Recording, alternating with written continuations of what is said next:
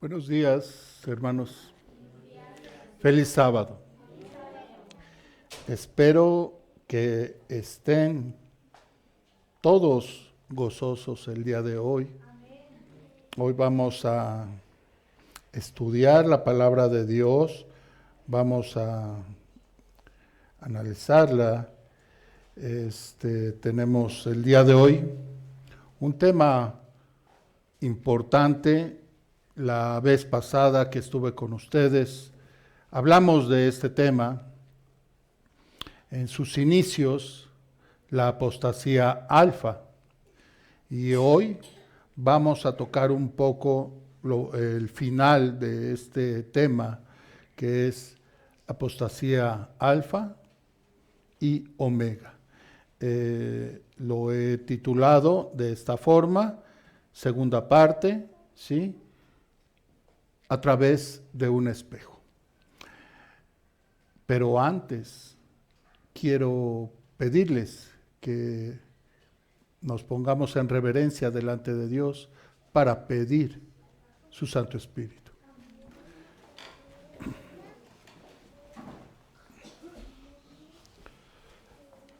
Santísimo Padre, Creador del mundo y del universo, Señor, nos ponemos delante de usted, Señor, maravillados de su bondad infinita,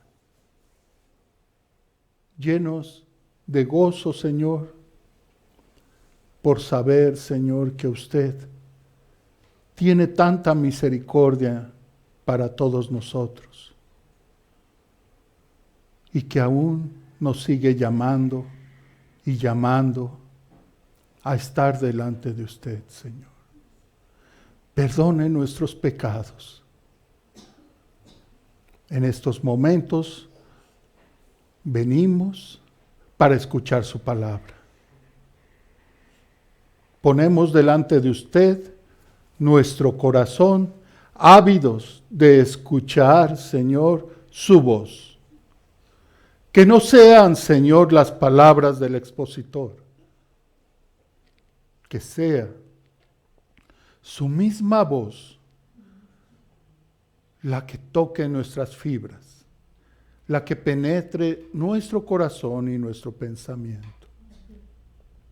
Que salgamos de hoy bendecidos y regocijados de recibir su palabra. Se lo pedimos en nombre de nuestro Señor y Salvador Jesucristo. Amén.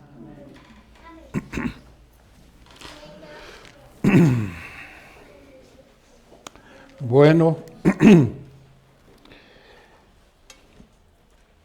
quiero darles la bienvenida a todos mis hermanos que se encuentran aquí en la iglesia de Bethesda, aquí en El Verde, y darles también una cordial bienvenida a todos nuestros hermanos y oyentes que se encuentran en sus casitas, en estos momentos que se están conectando por el internet, por las diferentes plataformas.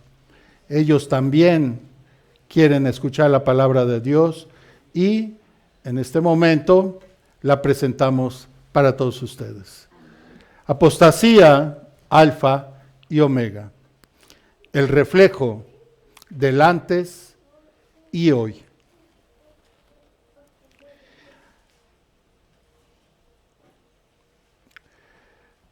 Vamos a abrir nuestra palabra de Dios, nuestras Biblias, y pongamos nuestras Biblias, nuestros sentidos, a este primer texto que nos dice la palabra de Dios. Dice la palabra de Dios en Primera de Timoteo, capítulo 4, versículo 1. Dice, pero el Espíritu Santo dice claramente que en los postreros tiempos algunos apostatarán de la fe, escuchando a espíritus engañadores y a doctrinas de demonios. Dice la palabra de Dios, hermanos, que antes que el Señor venga por segunda vez, algunos van a apostatar de la fe. En el tema pasado vimos lo que significa la palabra apostasía. ¿Alguien lo recuerda? ¿Alguien lo recuerda? ¿Qué significa la palabra apostasía? Apartarse, separarse. En otras palabras, abandonar su fe. Habiendo conocido la palabra de Dios y se sale, pero para ir tras otro. Así es, abandonar su fe, ¿verdad? Dijimos, ¿alguien me puede regalar un poco de agua, por favor? Dijimos la vez pasada que la apostasía no solamente se está viendo dentro de nuestras filas aquí en la iglesia adventista, sino la apostasía se está viendo en todas las iglesias del planeta. Sí, gracias. La apostasía que se está viendo claramente en todas las iglesias, están abandonando las iglesias. Cada vez hay más fieles. Dice aquí, en este texto que leímos, que esto iba a suceder. Eso pasó en el pasado, ¿sí? Vemos nuestra iglesia, en la historia de nuestra iglesia adventista, que también hubieron algunos que apostataron. Y gracias a Dios que la palabra de Dios y el Señor dice aquí algunos. Imagínense si dijera todos o muchos, ¿no? Muchísimos, ¿no?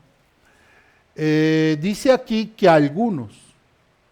Y en el pasado, esto ocurrió. Vimos un poco de historia, mencionamos sobre todo a un pionero con grandes dones, grandes cualidades, y bueno, como él también apostató y se alejó, ¿sí?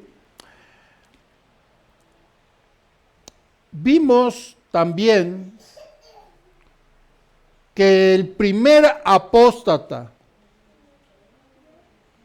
en todo esto ha sido Lucifer, ¿sí? Él en su corazón encontró que él tenía que ser exaltado, ¿sí? Veamos algunos principios, algunos aspectos para apostatar. ¿Les gustaría que viéramos cuáles son esos principios para apostatar, hermanos? Miren,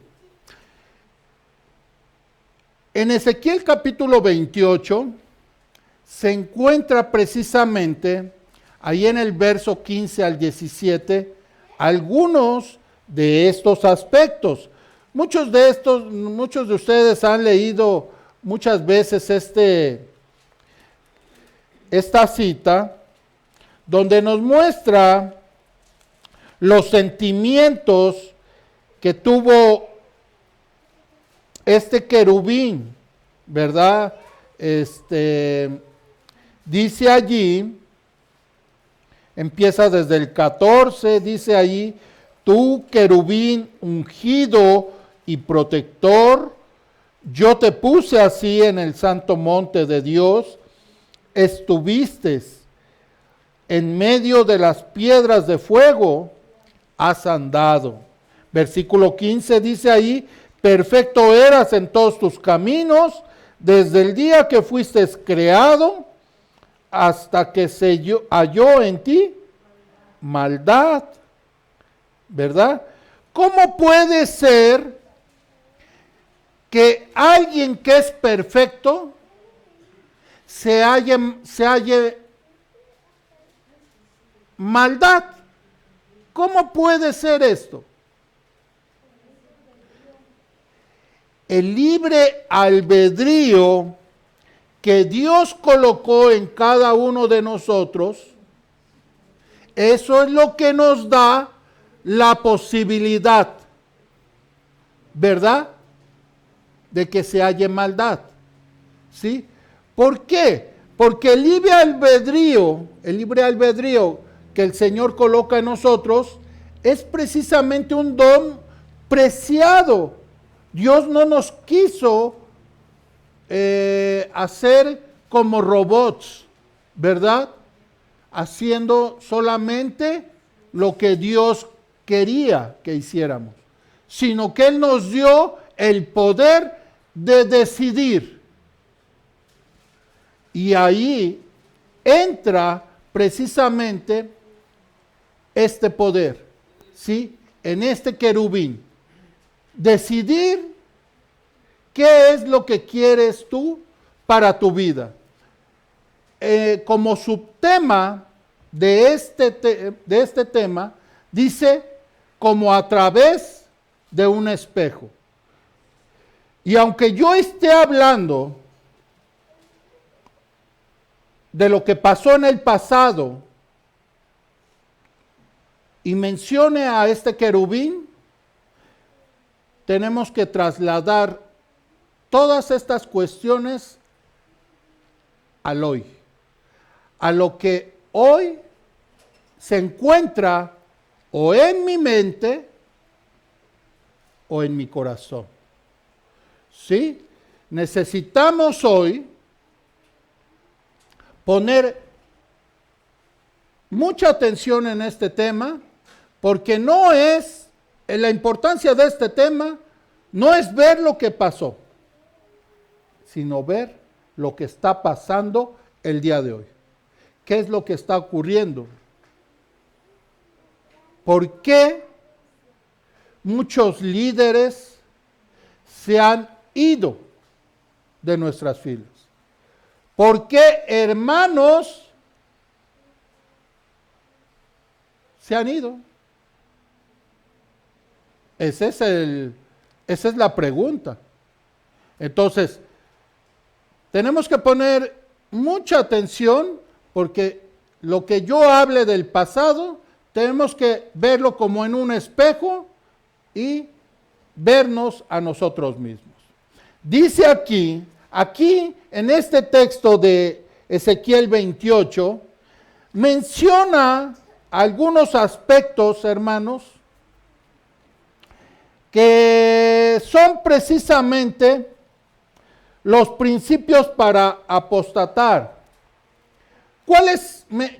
¿Qué principios vemos en estos versículos, hermanos? ¿Alguien podría mencionar alguno? La gloria, ¿no? ¿Qué más? ¿Qué deseaba este querubín perfecto para sí? La honra, la alabanza, el poder, ¿no? Quería ser como Dios. Entonces, los principios que estamos viendo aquí es buscar para sí mismo todos estos atributos, ¿sí? Estos son principios para apostatar. Cuando yo quiero que solamente me honren, quiero tener yo solamente la atención, quiero tener la gloria, no quiero que alguien más obtenga favores, sino solamente yo. No quiero que se alaben a otras personas más que yo. ¿Sí? Entonces, sigamos adelante. Miren, hermanos, esta imagen. El inicio de esta apostasía es cuando alguien empieza con estas palabras del círculo amarillo. No veo, no oigo, no hacen, ¿qué? Lo que yo quiero. ¿Sí? O sea, yo me salgo, yo empiezo a apostatar porque no veo que hagan esto los hermanos. Porque no veo que haga algo esta asociación o esta institución. Por eso me salgo. No oigo que alaben a Dios como yo lo alabo, como yo quiero que se alabe a mi Señor. Y no hacen lo que está escrito, dicen, o lo que está en los escritos, ¿no?, de la hermana Juárez. Cuando yo empiezo a formular estas cosas en mi pensamiento, empieza una apostasía. Lo segundo que sigue es lo que está en el círculo rosita. Empiezan las críticas. Porque son y porque hacen. Ahora ya hay en ese criterio, ahora ya hay una clara decisión de mi postura. Y justifico por esas acciones de que no oigo, no veo, no hacen, porque son y porque hacen. Ahora hay una justificación de la cual yo la tomo para mí, ¿sí? Y ahora digo, por esta razón es que yo abandono mi fe. Me voy.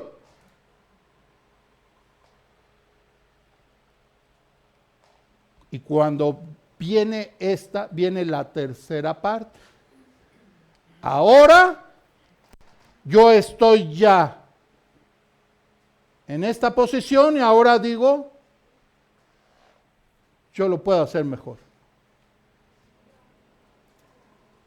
No necesito de ellos, porque yo puedo mejorar esta situación. ¿Cómo vamos hasta aquí? ¿Seguimos?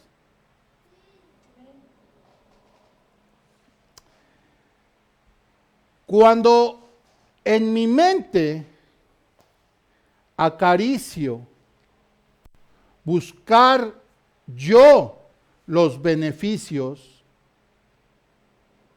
es cuando empiezan a desarrollarse estas causas.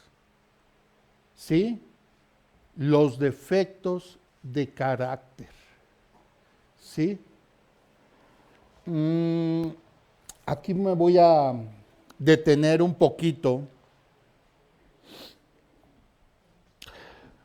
¿En dónde comienza el pecado? En la mente, dice. Amén. En la mente. Aquí. Este es el primer lugar donde se alberga. No hay otro. Aquí. Y el segundo, ¿de aquí a dónde pasa?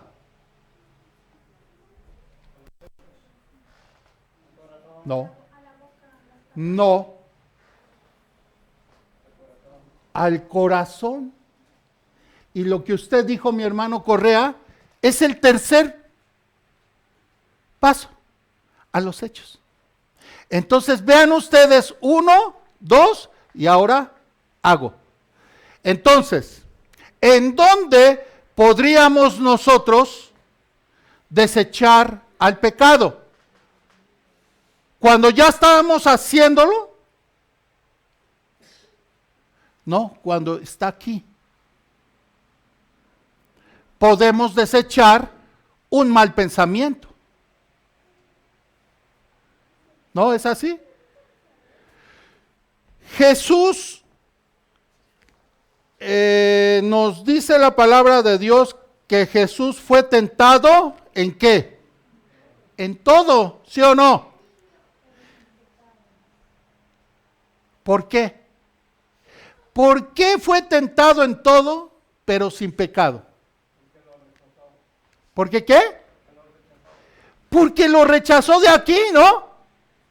Porque así como entraba aquí el mal pensamiento, dinero, honra, alabanza,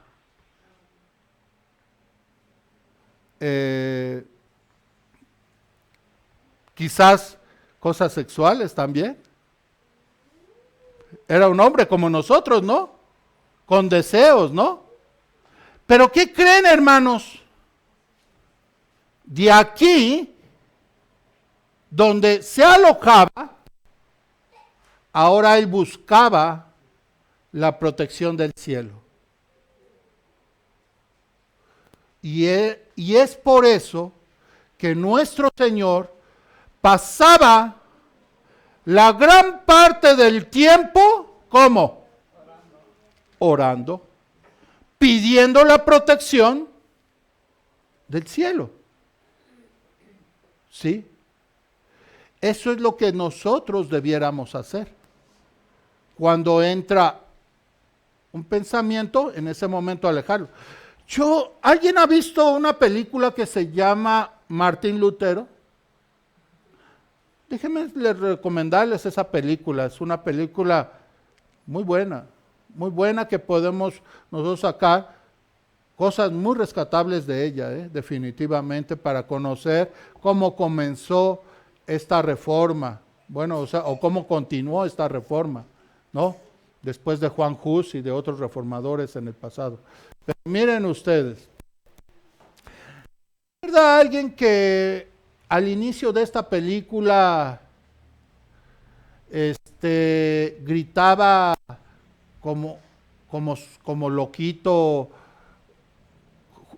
Martín Lutero en su habitación, o incluso cuando estaba él haciendo ciertas labores, ¿sí? Que quería, gritaba, ¿a quién le gritaba? Al diablo. ¿Por qué? Porque estaba entrando, él estaba sintiendo que estaba entrando en su mente, y en ese momento había una confrontación, una lucha. Y él decía, aléjate, vete de aquí. No, le decía de muchas formas, tentador, inicuo.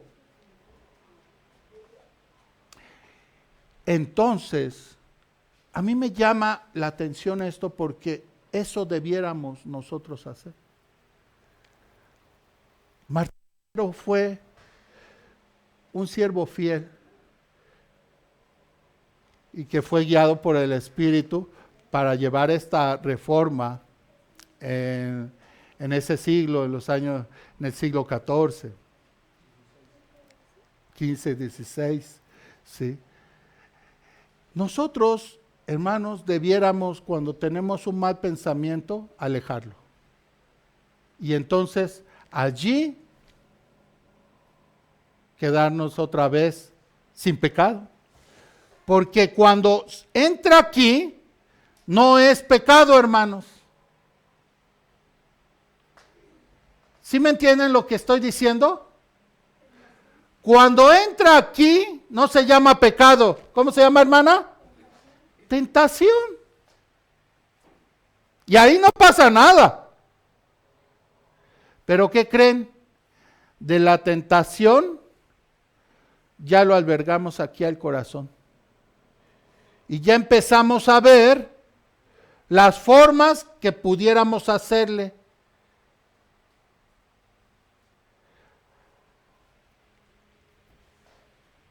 Si yo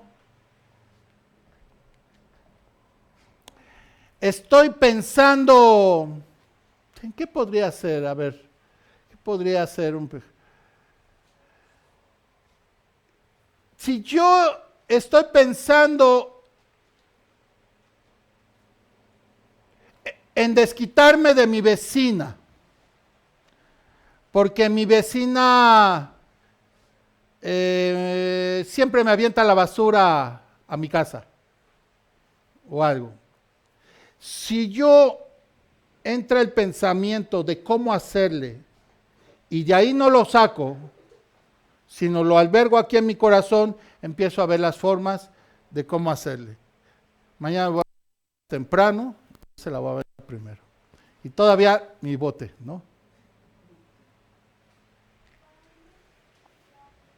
Y así le voy a hacer, aunque no importa que me levante a las 4 o 5 de la mañana, pero diario le voy a echar una bolsa para que vea y sienta lo que yo siento. Ya la albergué aquí, o sea, eso estoy pensándolo ya, o sea, ya le estoy dando ¿qué?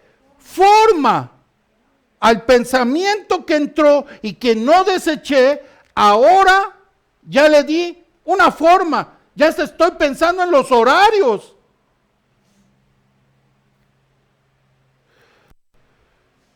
Aquí ya es más difícil sacarlo, pero todavía podría. Pero de aquí, dije, es más difícil porque ahora sí ya va de aquí a los hechos. Y ahora sí se levanta esa persona temprano y lo empieza a hacer día con día. Imagínense. Y se esconde. Y nomás ve qué es lo que va, cuáles son las reacciones. Eso lo tomo como ejemplo. Eso no debería de pasar. Por eso aquí las maquinaciones que todavía no se llaman pecados, sino tentaciones, debiéramos desecharlas. Seguimos adelante. Miren ustedes, ahí en Proverbios capítulo 6, versículo 16, 17, 18 y 19, dice allí los que son abominaciones delante de Dios, ¿sí? Dice, 6 cosas aborrece Jehová y aún 7 abomina su alma. Los ojos, ¿qué? Altivos. La lengua mentirosa. ¿Han oído personas que dicen, bueno, pero es una mentirilla piadosa? ¿Hay mentiritas piadosas? Pregunto. ¿Y por qué dice eso? Hace mucho tiempo, no sé, no recuerdo ya hace un año, no me acuerdo.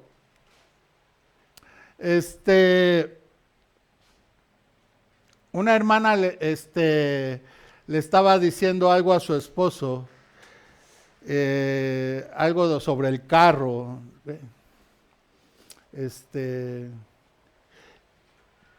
que lo fuera a acomodar, pero ella ya lo había ido a acomodar, ¿no? Ya lo había ido a acomodar. Y yo me le quedé viendo porque yo la vi que ella ya había ido, pero ella le estaba diciendo que era lo estaba tratando así como descuidado y no sé, algo así, ¿no? Y entonces yo me quedé viendo, porque yo había visto que ella había acomodado el carro. Y me hace así, hermano, una mentirilla piadosa, para que se dé cuenta. Eso que usamos se puede convertir a veces en una costumbre, una costumbre fea de decir mentirillas piadosas, pero siempre mi vida se va a ver envuelta en mentira, ¿verdad? Entonces, no debe ser eso, porque aquí, como vemos en la imagen, dice, cuando encuentran estos pecados, ¿sí? Y se meten en la mente, ya se nubla la mente, ya no ve el camino de Dios.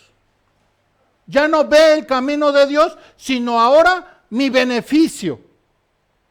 ¿Sí? ¿Me doy a entender? La siguiente diapositiva, vemos ahí algunos de los aspectos que mencionamos aquí en Proverbios, capítulo 6. Pero allí hay una que no se relaciona con el texto. ¿Alguien puede decirme cuál es? Hay una. No, porque ahí está también en Proverbios. La sospecha, hermano. Gracias. Qué visión. ¿A qué voy con esto, hermanos? A sospecha. ¿Saben ustedes que un apóstata, cuando está por apostatar, entra en ese cuadro de la sospecha? Empieza a ver como con el ojo de una lupa, ¿verdad? A ver qué están haciendo.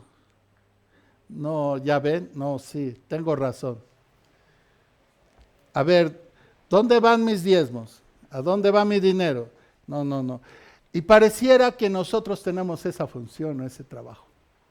¿No? Seguimos adelante. Algunos reyes en el pasado, los marca ahí Segunda de Reyes, apostataron y ellos se fueron por unos malos caminos, dice ahí la palabra de Dios, que hicieron lo malo delante de Dios, porque todos ellos se alejaron del camino y buscaron sus propios beneficios, ¿sí? Y no buscaron el camino de Dios. La apostasía, mis hermanos, comienza en silencio. Nadie sabe, solo Dios. ¿Por qué la apostasía comienza en silencio, mis hermanos?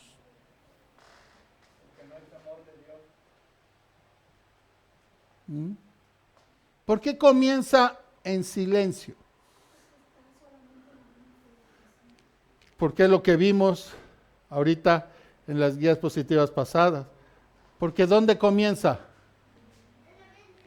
En la mente.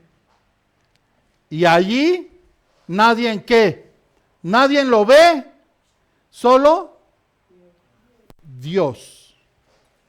¿No? Entonces grábense bien esto, La apostasía comienza en silencio. ¿Sí?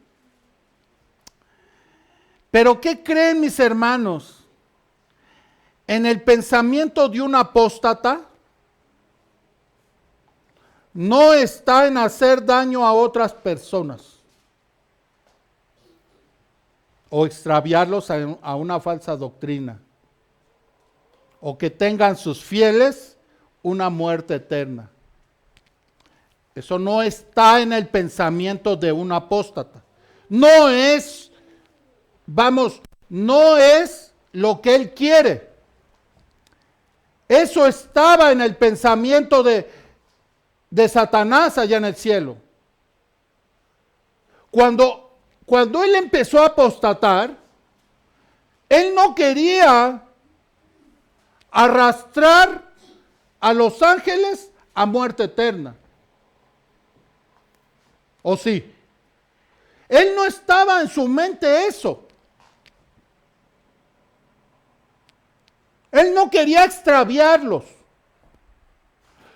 En su mente se albergó una insatisfacción.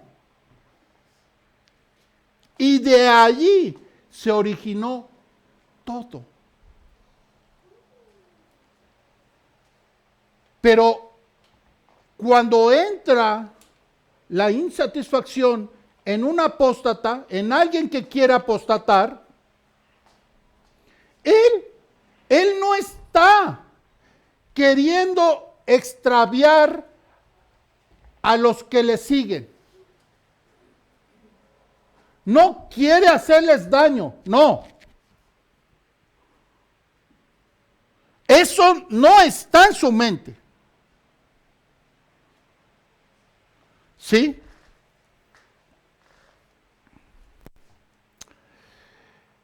El problema, hermanos, está en que todos los que tienen en su pensamiento apostatar, mis hermanos, ellos ni siquiera se dan cuenta de la magnitud, resultado de sus acciones.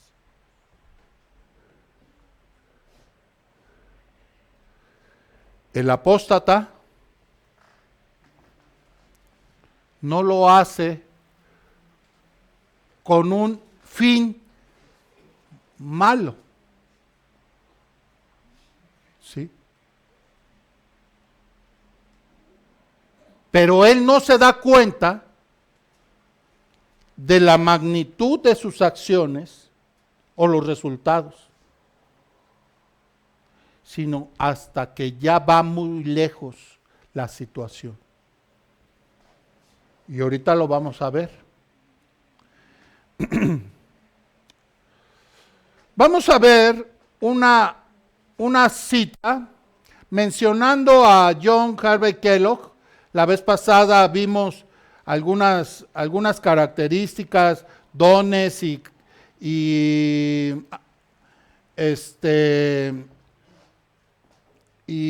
algunas cosas que hizo este hombre. Miren una cita. Miren, esto es sacado de su libro. Dice allí, estas son palabras de él: Dios se encuentra en mí, y todo lo que hago es obra de Dios. Cualquier acto en mí es un acto creativo de Dios. El aire que respiramos, que nos mantiene con vida, es el medio por el cual Dios envía el Espíritu Santo en forma física a nuestras vidas. La luz del sol es la visible Shekinah. Y él se pregunta, ¿dónde está el cielo? Y él mismo se responde, el cielo está donde Dios está. Y Dios está en todas partes. Y está dentro de nuestro ser. Como Dios está dentro, el santuario es nuestro corazón.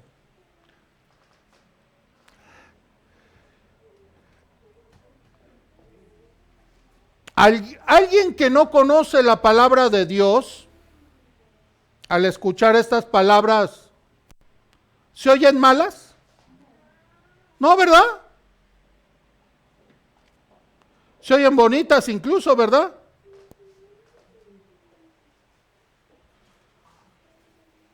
Pero ¿qué es lo que pasa aquí? Que precisamente la hermana White vio en su visión lo que Dios estaba transmitiendo acerca de estas palabras de este hermano, y vio el peligro de estas palabras si se exponían en el futuro. Les dije en mi tema pasado que él fue uno de los iniciadores de esta teoría panteísta y panenteísta que se dieron en esos años. El inicio de decir que Dios está en todo.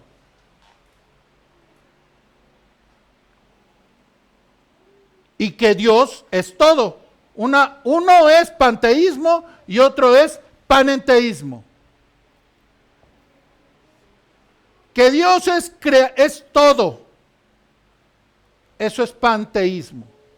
Y que Dios está en todo, eso es panenteísmo. Aunque las dos palabras son casi similares, no son iguales. ¿Sí? Porque el panenteísmo puede decir, Dios está en esta flor.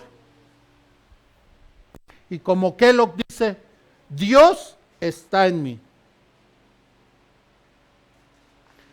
Yo pregunto, ¿Dios está en cada uno de ustedes? ¿Está dentro?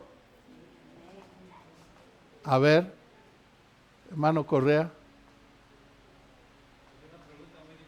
Claro, claro. ¿Por qué?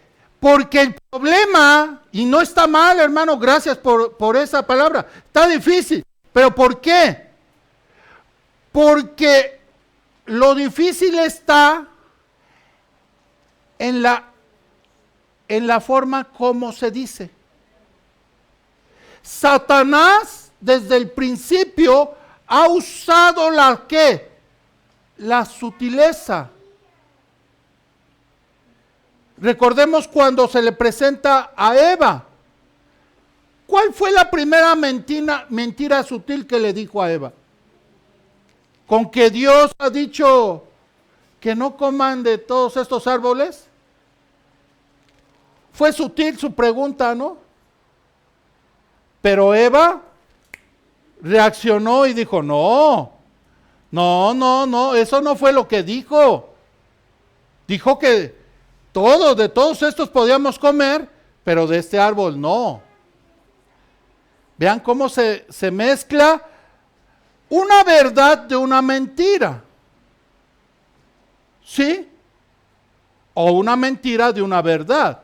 O sea, es una tela muy delgada la que divide que uno pueda distinguir la verdad de una mentira. Por eso ahorita yo pregunté, como dice Kellogg, Dios se encuentra en mí, dice él. Y yo hago esa pregunta, ¿Dios se encuentra en todos ustedes? Y dice el hermano, bueno, es muy difícil. ¿Por qué? Dios se encuentra así en cada uno de nosotros, pero ¿por medio de quién? Y antes de él, por medio de Jesucristo.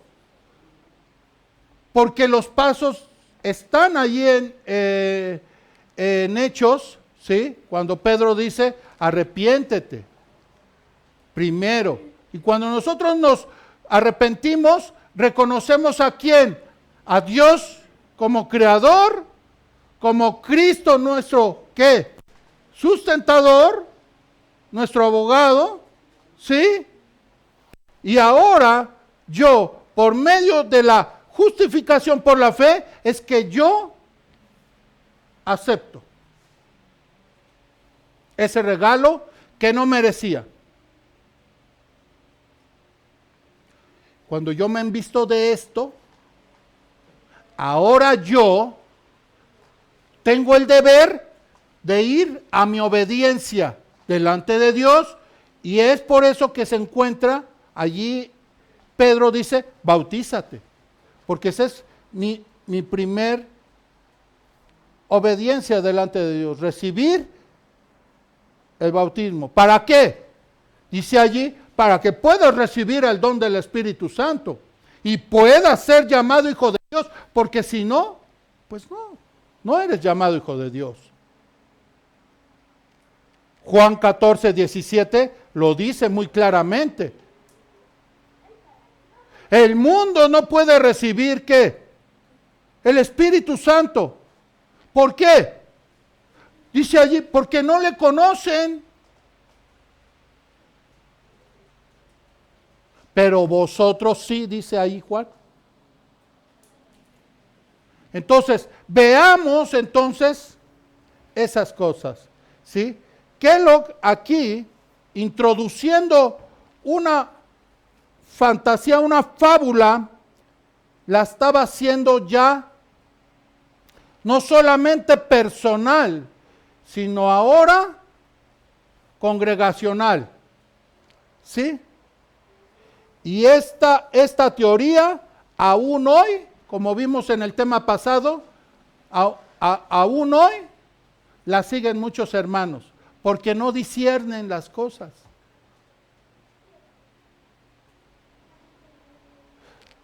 Dice, Dios es la naturaleza, y eso es panteísmo, hermanos. Perdonen. No. Les dije la vez pasada, la creación de Dios es uno y el lugar donde se encuentra Dios está todavía muy fuera de su creación. Pablo lo dice. Pablo dice ahí en su carta que Dios está o habita ¿en dónde? ¿En el qué? ¿Por qué? ¿Por qué en el tercer cielo? ¿Por qué no en el primer cielo? ¿Cuál es el primer cielo? Aquí, nuestra atmósfera. ¿No? ¿Por qué no aquí? No. Pablo dice, Él habita en el tercer cielo. ¿Por qué no en el segundo? ¿Cuál es el segundo? El universo, donde se encuentra todo lo estelar. Y que nosotros conocemos solamente una partecita. Pero es tan grande. Y ni aún ahí se encuentra Dios. Dios está separado de su creación. Fuera de ello. Por Él es creador. Entonces nosotros no debemos y no deberíamos nosotros asemejarlo de esa forma. ¿Sí? Debiéramos tener ese cuidado. La apostasía, hermanos, es ir en contra del gobierno de Dios. Me salgo de los lineamientos y del camino que Dios me ha trazado. ¿Sí? Pero un apóstata no quiere ir en contra del gobierno de Dios. Eso no está en sus pensamientos, hermanos. Lo fabuloso de sus pensamientos es que ellos creen que están haciendo bien. Proverbios 14:12 dice esa cita: hay camino que al hombre le parece derecho, pero que su fin es camino de muerte. Entonces, un apóstata no cree que va por mal camino, sino por buen camino. ¿Sí? Seguimos adelante. En la mente de un apóstata no es la apostasía de un hermano, no es ir, o sea, no es contra una iglesia o una hermandad o una institución. La apostasía es contra Dios, mis hermanos. ¿Sí? ¿Vamos bien?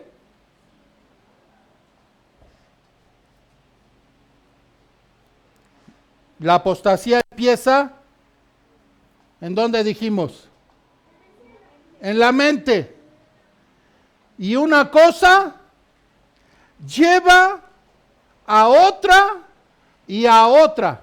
O sea, es el resultado, como les dije yo. A veces no se sabe cuál es ni siquiera el resultado de mis acciones, porque no se empieza con ese pensamiento. ¿Sí? Eso ocurrió en el cielo. Una acción de Satanás lo llevó a otra y lo llevó a otra. ¿Sí? Allí en Génesis 2:17 ya vimos lo que ocurrió, y eso ya lo mencionamos. Dice una cita de la hermana White en el libro Ministerio de Curación, página 334.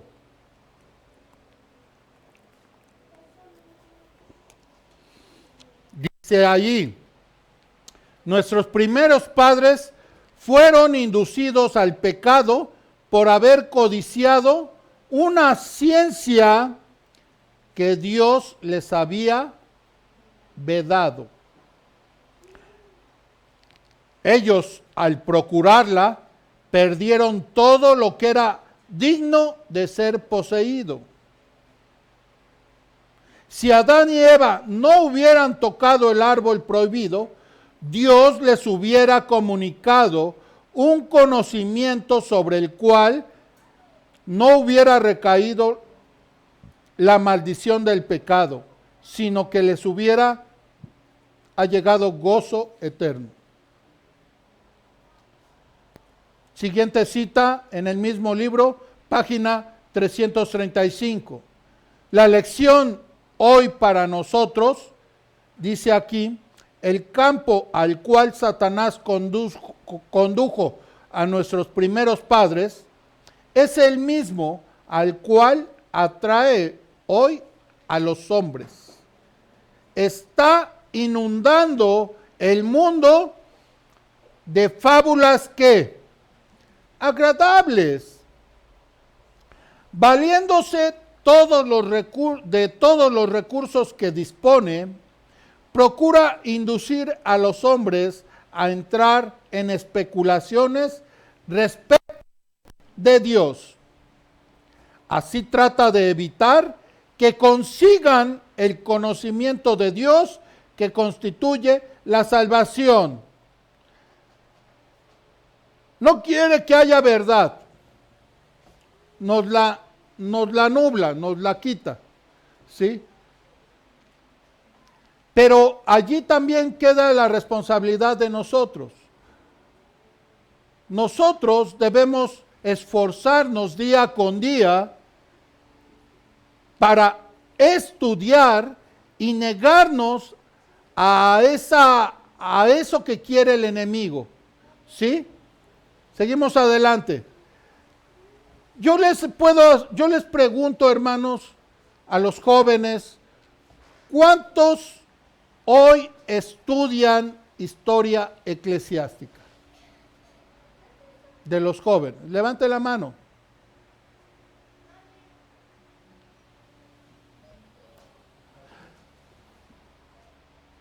Esto, hermanos, debiera ser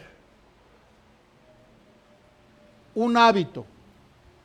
Debiera ser nuestro trabajo el día de hoy. ¿Sí? Poder estudiar historia eclesiástica. ¿A qué se refiere esto?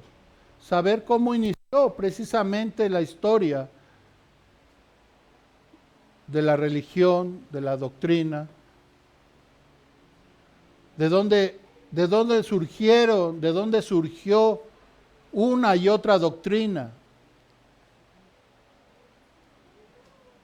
Y sobre todo, estudiar la nuestra. ¿Sí? Entonces, vean ustedes que nos estamos perdiendo de ese privilegio. ¿Sí? Porque el enemigo, hermanos, está trabajando en la mente de nosotros. Es una lucha con Cristo, con el Espíritu Santo. Satanás quiere nublarles el conocimiento.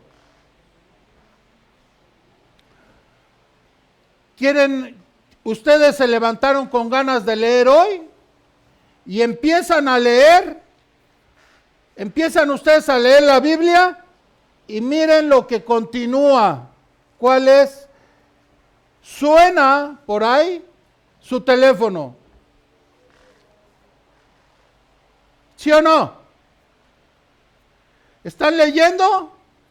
Se levantaron con ese ánimo, entusiasmo. Hoy sí voy a leer la palabra de Dios y están leyendo y de repente suena su teléfono o les manda un mensaje. ¿Pasa? Sí llega a pasar, ¿verdad? Pero es lo mismo que pasa a veces también dentro de la iglesia, ¿sí? Venimos con el afán de venir aquí a la iglesia a adorarle y de repente suena el teléfono. Y no es malo si traemos el teléfono, digamos, en vibrador, nada más. A veces traemos sonidos, ¿sí? Sonidos estridentes, yo los llamo así, ¿no? Sonidos de nuestro artista favorito. Y a veces cuando el pastor, el hermano está predicando, se oye ahí la música del teléfono. Eso es malo. Porque ya no solamente está distrayendo al hermano de su teléfono, sino también a todos. Miren ustedes, hermanos, que el enemigo todo está truqueando, todo está armando a su favor. En las escuelas no se permite que se hable de la palabra de Dios, ¿o sí? ¿No, verdad? ¿En la escuela puede llevar un niño una Biblia? No. ¿Pero qué creen? En las cárceles sí se permite que tengan Biblia los presos. Curioso, ¿no? ¿Sí o no? ¿No les parece curioso? El enemigo. Sí, o en los anexos. Si a los niños se les educara con la palabra de Dios, en las escuelas hubiera el estudio de la Biblia, nunca llegarían a esos lugares. ¿O sí? Claro que no. Pero el enemigo trabaja astutamente para nublar la mente de los niños, de los jóvenes y aún de los adultos. Trabaja en esa forma, ¿sí? Y te dice, pues, sigue con tu teléfono, ve estas cosas en tu teléfono, ve mejor a una plaza, sal con tu novio, en fin, y pierdes el tiempo. ¿Por qué? Miren ustedes esta imagen de este muchacho. Ya está grande. Ya está grande él en un pupitre de unos pequeños y dice, no puedo leer. Hay jóvenes todavía de esa edad que no saben ni siquiera leer correctamente. ¿Sí o no? Digo,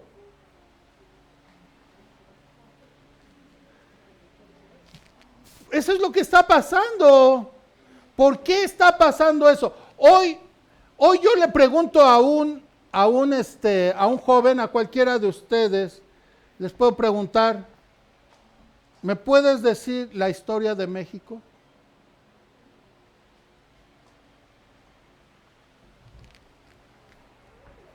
Yo les aseguro que no hay alguien. ¿Por qué? Porque ya no está en el pliego de la Secretaría de Educación Pública que a los alumnos se les dé historia,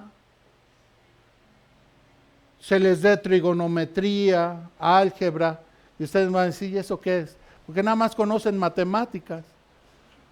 Pero cuando yo estudiaba, todavía se estudiaba álgebra y poco de trigonometría. ¿Sí? Entonces, vean cómo el enemigo ha ido tratando de nublar las mentes de los jóvenes. ¿Sí? Vean ustedes esta otra imagen, donde ahora un maestro, ¿sí? ¿Cuáles son sus deberes de un maestro de educación? A ver, y él marca ahí, marca buena, educar, ¿o qué? Él marca política. Eso es lo que hoy se está introduciendo en las escuelas. ¿Sí? ¿Por qué? ¿Para qué? ¿Sí? Miren ustedes la siguiente.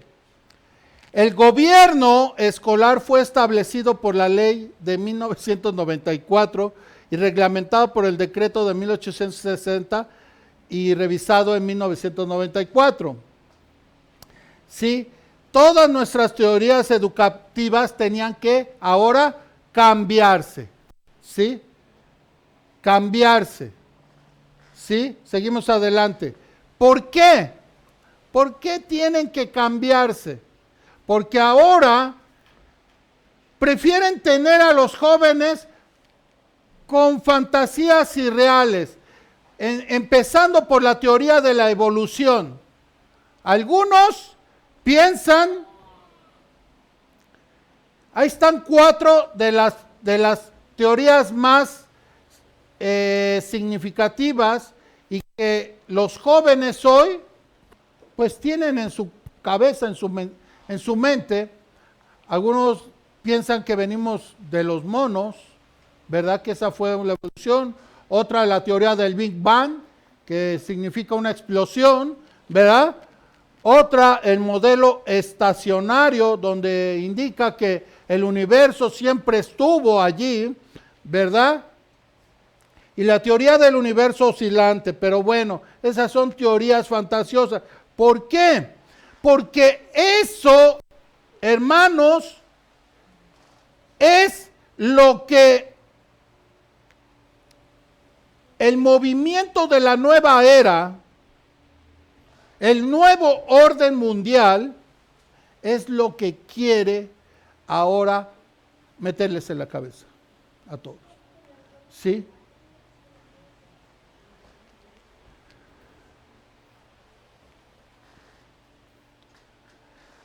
¿Para qué?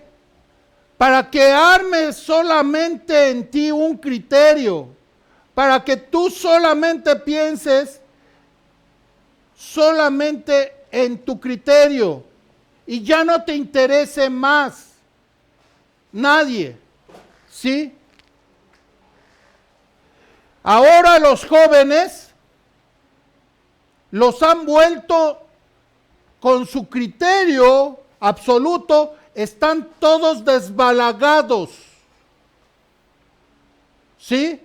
Los jóvenes no ahora están en contra del gobierno, sino también están en contra de ellos mismos. Hay marchas o sea, el hombre se ha volcado entre sí mismo. ¿Sí? Entre su propia especie, entre los padres. Y se vuelcan también entre las iglesias, no quiero, no Biblia. ¿Sí? Los padres, no quiero consejos, yo quiero tener mi propia experiencia. ¿Sí? Entonces vean ustedes, hermanos, cómo esto está tan complicado porque se ha alejado de la palabra de Dios. Y la apostasía dice que está en nuestros tiempos. Yo en mi sano juicio creo que la apostasía omega ya inició. ¿Sí? Manuscrito 94 de 1903 dice allí, las teorías falsas se mezclarán con cada fase de la experiencia propia y se defenderán con fervor satánico, a fin de cautivar la mente de cada alma que no esté arraigada y cimentada en un conocimiento pleno de los principios sagrados de la palabra de Dios. ¿Ven ustedes? Dice que se mezclarán estas falsas teorías ¿en qué seres humanos? En los seres humanos que tienen o que basan su experiencia propia, su vida en su experiencia propia y no en la de los principios de la palabra de Dios. Eso es lo que está allí. ¿Sí? ¿Recuerdan a estos dos hombres?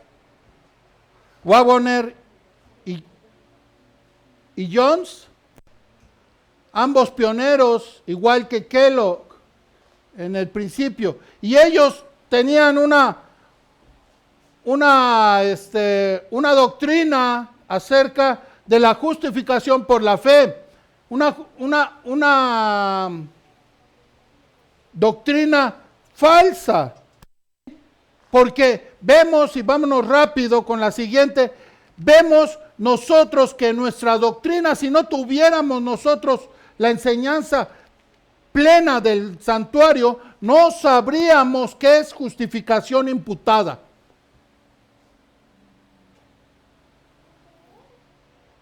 ¿Alguien me puede decir qué es justificación imputada? Ya lo vimos aquí en el tema del santuario. ¿Qué es imputar? Colocar. Por eso ahí está nuestro Señor Jesucristo. ¿Sí? O sea, justificación imputada. Que te imputan, te colocan. Jesús, cuando tú aceptas el nombre de Jesús en tu vida, Jesús te coloca esta justificación. Te está justificando. ¿Sí? Te está limpiando. Ese es el inicio. Tú no merecías nada. Pero cuando tú aceptas, Él te coloca ese manto. ¿Sí? Pero ahora con ello viene lo segundo. Y eso lo encontramos en la primera parte del santuario, que es el atrio.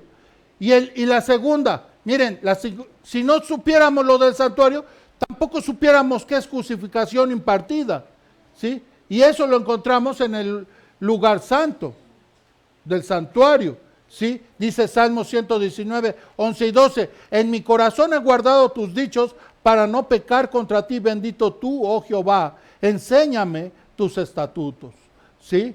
Y si no supiéramos ninguna de estas dos, la justificación impartida e imputada, entonces no sabríamos lo que es la justicia retributiva, ¿sí? Y eso se encuentra en la última parte del santuario, en el lugar santísimo, donde se encuentra precisamente lo que está escrito en Apocalipsis 16, que es la ira de Dios, ¿sí? Pero ¿qué es precisamente la justicia retributiva? Nosotros, ¿qué es lo que se encuentra en el lugar santísimo? El juicio el juicio. No quisiste tú aceptar durante todo el tiempo de tu vida, no quisiste saber nada de Dios. ¿Es tu corazón? Entonces ahora tendrás que responder ante un juicio por tus actos, ¿sí? Y eso es la justicia retributiva, ¿sí?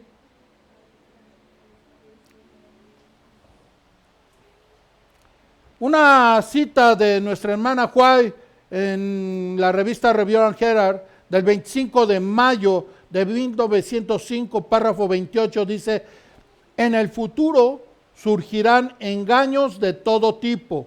Si queremos tierra firme para nuestros pies y queremos pilares sólidos para el edificio, no se quitará ni un alfiler de lo que el Señor ha establecido. El enemigo introducirá teorías falsas, como la doctrina de que no hay santuario. Este es uno de los puntos en los que habrá un apartarse de la fe. Ruego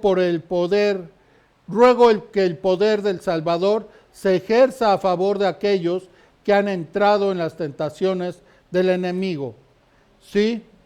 Nosotros, cuando conocemos el trabajo de nuestro Señor Jesucristo, reconocemos su labor, su trabajo, su muerte, entonces nosotros estamos iniciando en el santuario.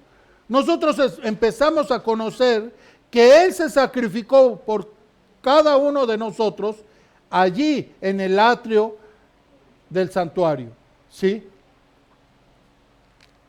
Tenemos ahora en la segunda parte del santuario que Jesús aboga por cada uno de nosotros en el santuario. Y esto Él lo hizo, ¿sí?, a partir del año 34, ¿sí? Y que Él estuvo ahí hasta 1844.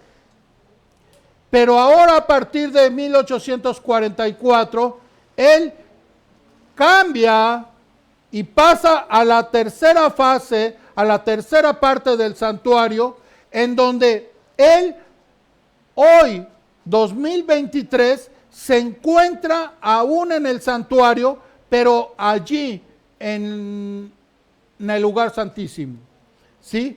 Y allí Jesús se encuentra como juez. No solamente es ahora nuestro abogado, sino también nuestro juez, ¿sí? Imagínense, hermanos, que usted tuviera un problema legal fuertísimo que lo llevaran ante las autoridades, pero fuertísimo que no supiera usted si iba usted a salir de ese problema. Se encuentra casi a un paso de pisar la cárcel. Se encuentra en un problema grave. Imagínese usted que se acerca a su abogado de usted que contrató y le dice al oído: no te preocupes, porque yo también voy a ser tu juez. ¿Qué sentiría? No solamente lo está representando como abogado, sino él le dice que él va a ser el juez quien lo va a juzgar. Imagínense, si no sale con eso, pues no sé. Por eso cada uno de nosotros debemos tener seguridad de que Dios está obrando por nosotros, porque no solamente Él está siendo nuestro abogado, sino está ahorita en la función de juez, ¿sí? Seguimos adelante. Como conclusión, y con esto voy a terminar, mis hermanos, pongan atención en esto que hemos estudiado. ¿Cómo comienza un apóstata? Primero empiezo a criticar a la iglesia, a los hermanos, a los líderes, a las instituciones, y después empiezo a criticar al espíritu de profecía, y después la Biblia, y después se va. O este hermano se va antes.